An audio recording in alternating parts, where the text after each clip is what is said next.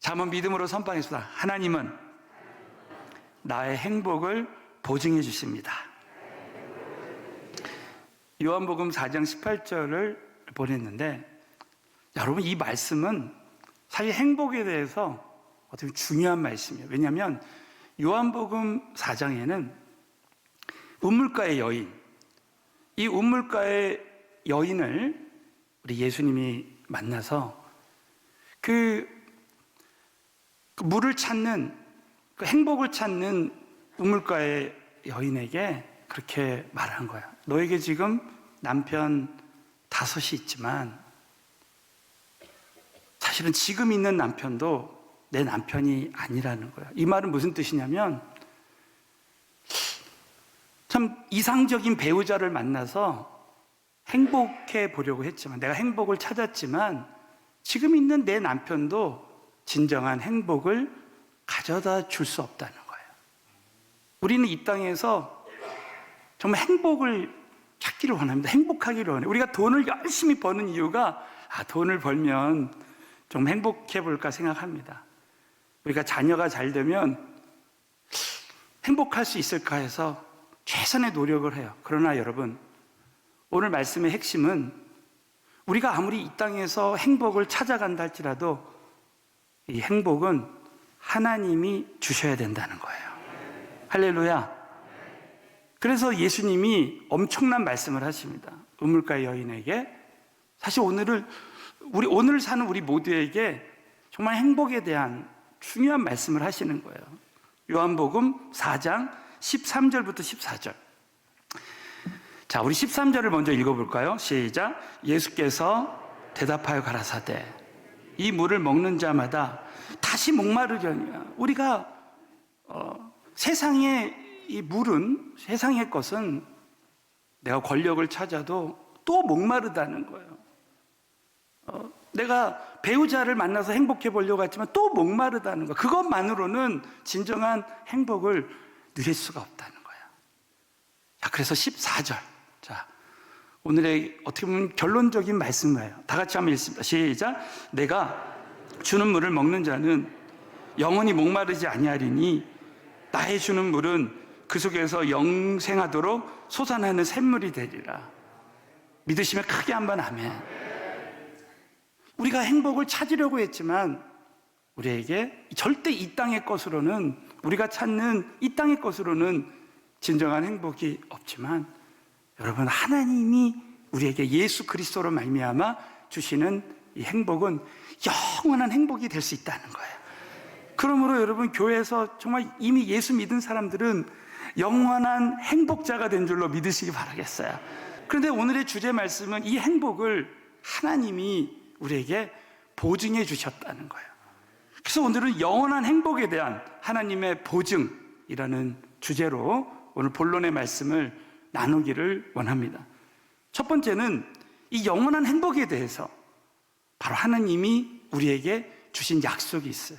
그래서 그것은 첫 번째, 영원한 행복에 대해서 아브라함에게 하나님은 행복을 약속하셨습니다. 우리 한번 오늘 본문 말씀을 한 번만 더 큰 소리로 우리 13절, 14절까지만 읽겠어요. 시작. 하나님이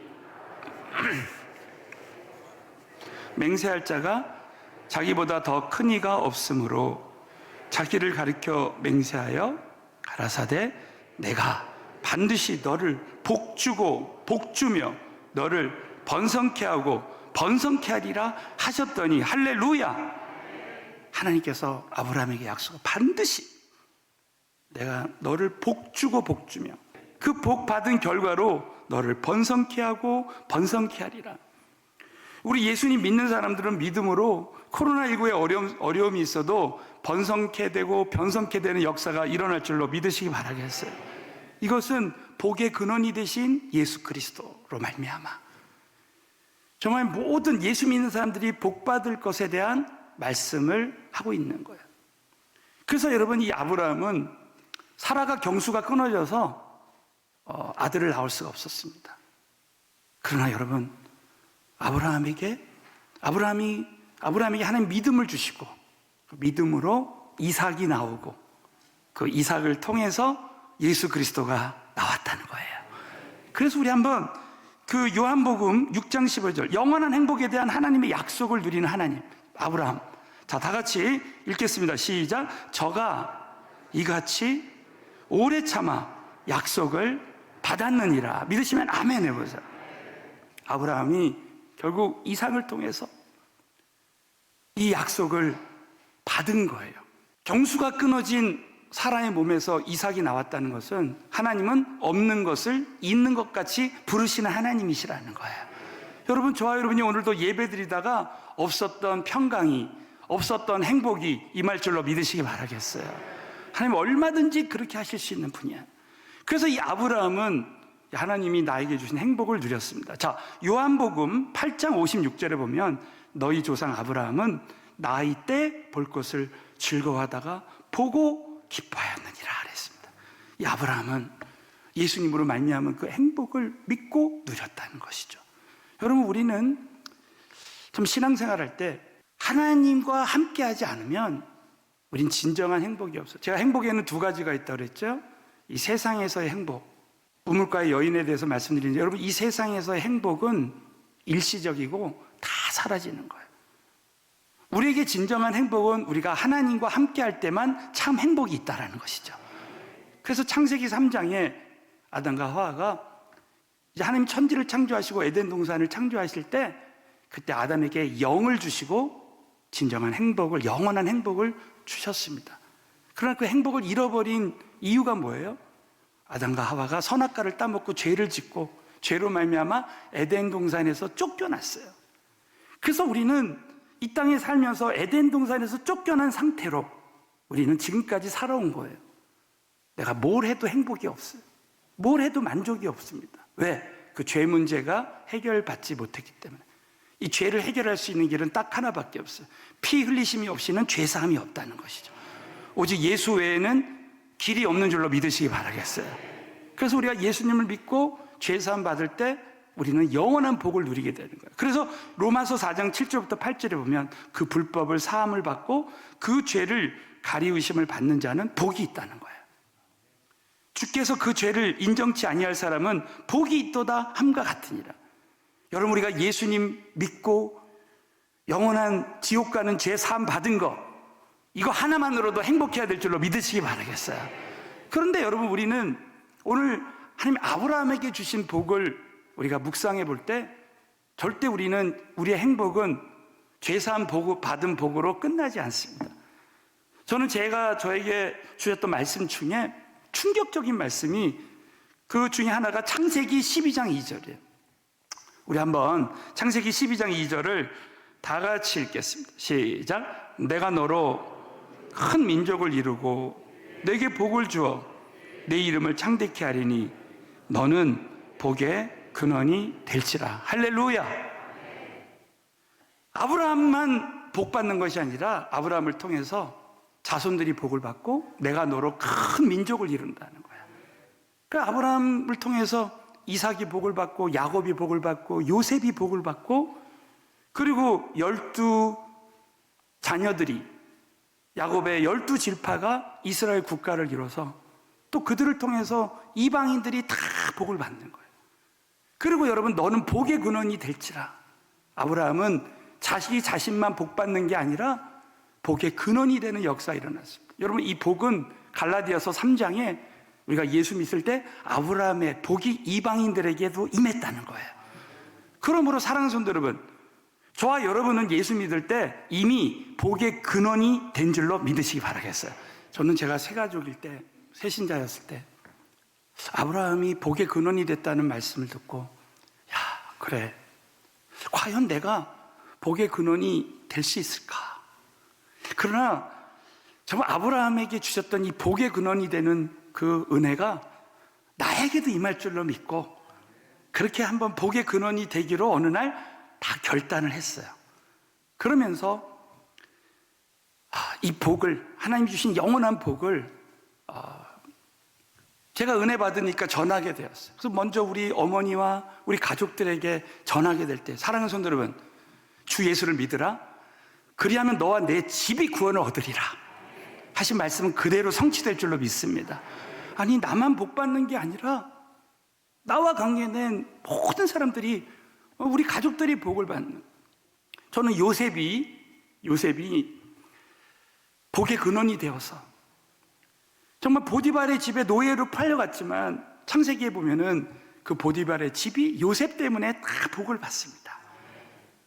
그 요셉 때문에 요셉이 감옥에 갔는데도 감옥에 다 복을 받아요. 요셉이 애굽의 총리가 됐는데 그 애굽 민족이 복을 받는 역사가 일어나는 거예요. 저와 여러분은 가는 곳마다 복의 근원이 될 줄로 믿으시기 바라겠습니다. 우리 교회가 하남에 와서 이 하남 땅을 살리게 될 줄로 믿으시기 바라겠고, 저와 여러분이 영적인 요셉이 되어서 어느 곳에 가든지, 직장에 가든지 어느 곳에 가든지 복의 근원이 되는 은혜가 임하게 될 줄로 믿으시기 바라겠습니다. 제가 고등학교 때 1, 2, 3학년 중에 2학년을 짝을 했던, 저에게 가장 고등학교 때 친한 친구가 있었어요. 그 친한 친구를 제가 예수 믿고 주일을 하다가 좀 만날 수가 없었어요. 또 제가 미국에 있었고 어느 날 한국에 와서 제가 어디 기도원 집회를 하게 됐는데 자꾸 기도하는데 그 친구가 생각이 났어요. 그 친구를 찾았는데 만나게 되었어요. 얼마나 감격적인가. 20몇 년 만에 만났으니까. 제가 목사님이 된 간증은, 제가 내일부터 3박 4일 기도원에서 집회하는데 정말 궁금하면 거기서 나랑 먹고 자고 한번 같이 기도원에 있어보자. 그래가지고 여러분 3박 4일 동안 거기서 말씀 듣고 기도하고 그냥 어린아이같이 그렇게 따라하다가 마지막 날에 예수 영접하고 성령을 받아버렸어요. 할렐루야. 근데 그 친구가 지금 많은 사람들에게 또 복의 근원이 돼서 영향을 주고 얼마 전에 이제 조금 있으면 선교지에 나간다고 하더라고요. 할렐루야. 얼마나 하나님께 감사하고 감사한지 몰라요. 여러분, 정말 살아계신 하나님의 그 복의 근원이 되는 이 약속을 저와 여러분이 정말 24시간 순간순간 누릴 뿐만이 아니라 저와 여러분이 가는 곳마다 행복의 근원이 되는 은혜가 임하게 되시기를 예수 이름으로 축원합니다. 자, 두 번째로는 이 영원한 행복을 언약하신, 이 약속하신 것을 믿을 수 있는 그 성경적인 근거가 있다는 거야. 오늘 두 가지 이 말씀을 믿고, 그래, 하나님은 나에게 이 영원한 행복을 이렇게 보증해 주셨구나, 이걸 믿는 거야. 첫 번째가 뭐냐면, 먼저 우리 히브리서 6장 18절을 보면, 이는 하나님이 거짓말을 할 수 없는, 여러분, 하나님은 절대 거짓말하지 않으시죠. 이 두 가지 변치 못할 사실을 인하여 앞에 있는 소망을 얻으려고 피하여 가는 우리로 큰 안위로 격려를 받게 하려 하십니다. 자, 오늘 두 가지 변치 않는 사실이 무엇인가? 자, 첫 번째는 영원한 행복의 약속에 대해서 맹세로 보증한다. 하나님은 영원한 행복에 대해서 맹세로 보증하신 거야.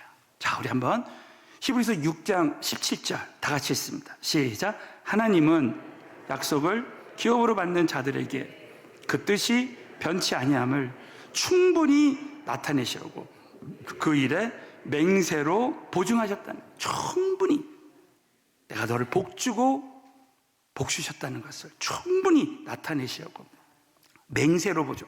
자, 하나님 무엇을 걸고 맹세하셨습니까? 놀랍게도 히브리서 6장 13절을 다 같이 읽겠습니다. 시작. 하나님이 아브라함에게 약속하실 때 가르쳐 맹세할 자가 자기보다 더 큰 이가 없으므로 자기를 가르쳐 맹세.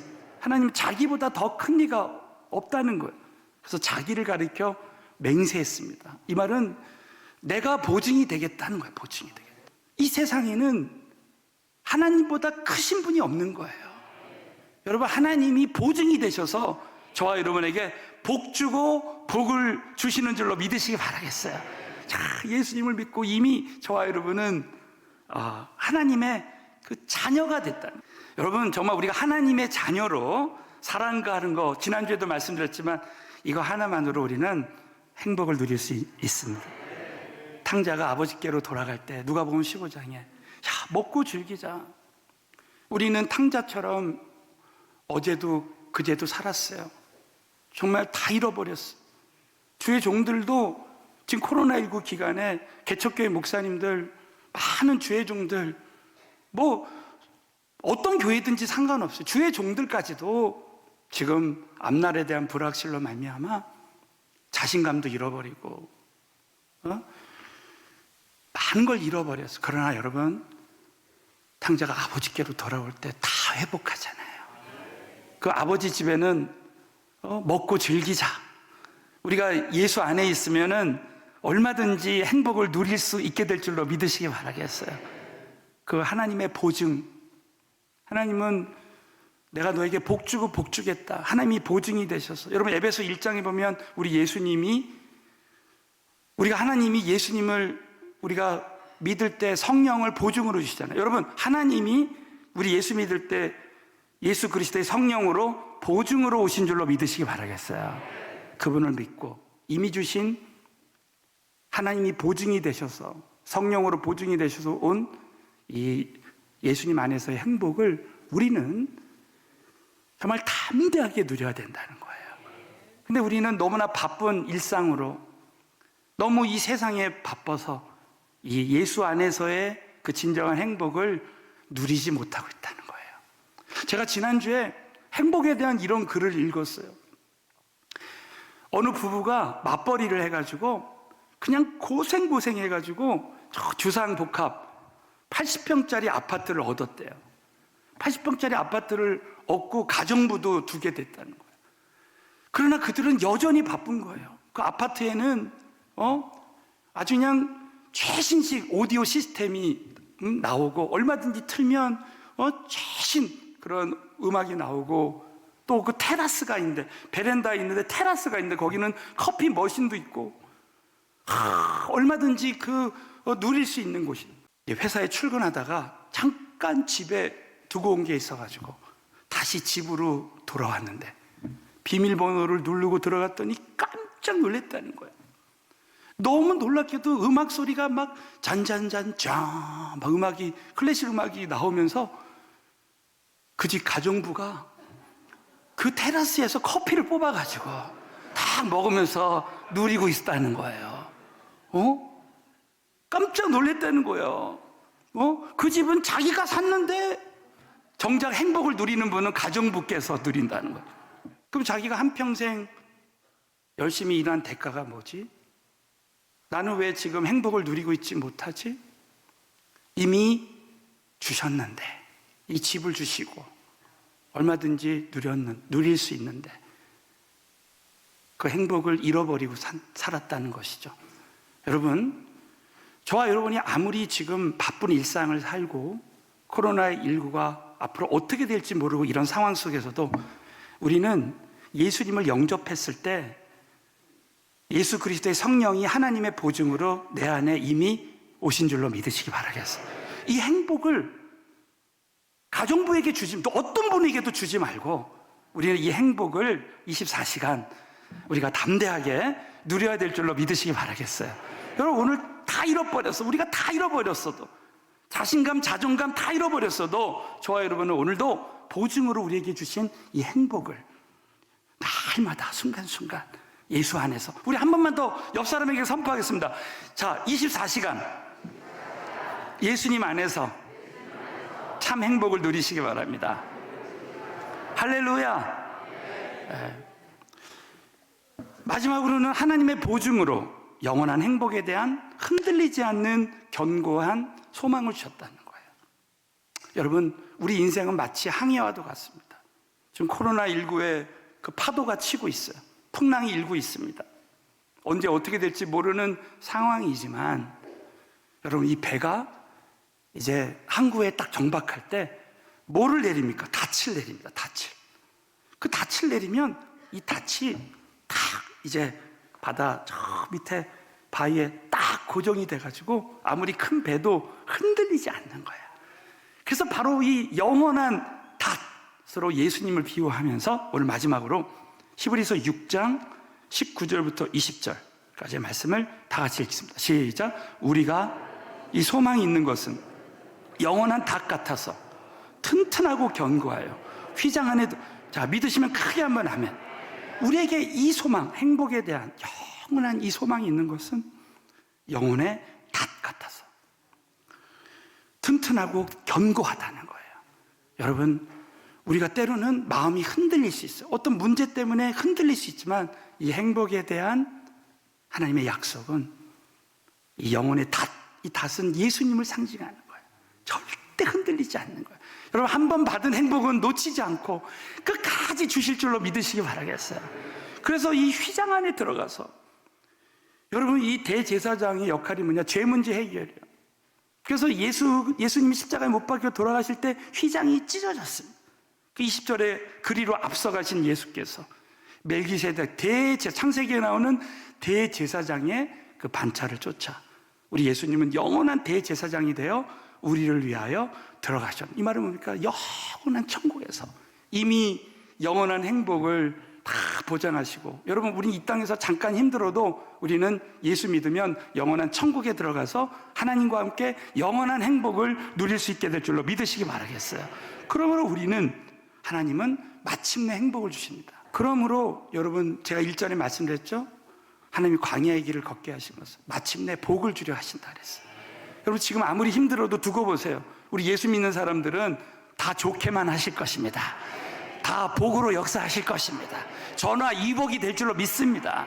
그러면 우리는 모든 단계에서 복을 누려야 돼요.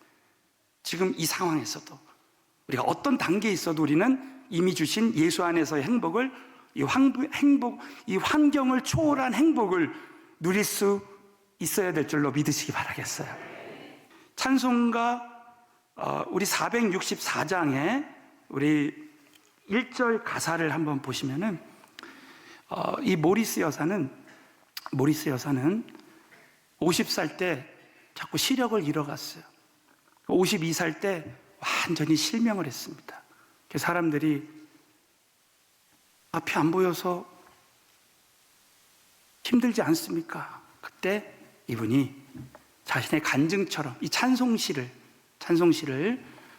464장을 지었는데, 저는 영원하신 하나님의 그 팔이 나를 붙들고 계시기 때문에 나는 얼마든지 행복할 수 있습니다 얘기하는 거예요.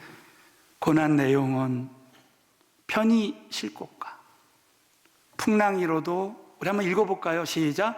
고난 내 영혼 편히 쉴 곳과 풍랑이로도 안전한 포구, 폭풍까지도 다스리시는 주의 영원한 팔 의지해 주의 영원하신 팔 함께하사 항상 나를 붙드시니 어느 곳에 가든지 요동하지 않으면 주의 팔을 의지함이라. 할렐루야. 이 모리스 여사의 이 믿음의 찬송의 고백이 우리의 고백이 됐으면 좋겠습니다. 우리가 아무리 코로나19에 어려움이 있어도요, 어떤 어린아이가 빙판에 언제 넘어질지 모르지만 아버지가 팔을 탁 붙들고 있으면, 또 이 자녀가 그 아버지의 팔에 탁 붙들려 있으면 어떤 곳에 가서도 넘어지지 않고, 이 아이가, 여러분 보시죠. 우리 왜 어렸을 때 그거 기억나요? 우리 아이 팔 잡고 막 이렇게 돌리잖아요. 이렇게. 난 강대상에서 이렇게 한번 돌아보는 게 소용이 없어요. 돌아보는 게. 그러니까 우리 아이는 언제 넘어질지 모르는 상황에서 얼마나 아버지 팔에 탁 붙들려서 행복을 누렸겠습니까? 우리 사랑하는 성도 여러분, 정말 저와 여러분이 어떤 처지, 어떤 상황에 있다 할지라도 우리가 하나님의 그 영원한 팔에 붙들려서, 어린아이가 아버지 팔에 붙들려서 행복을 누리듯이 24시간 예수님 안에서 참 행복을 누리게 되시기를 주님의 이름으로 축원합니다.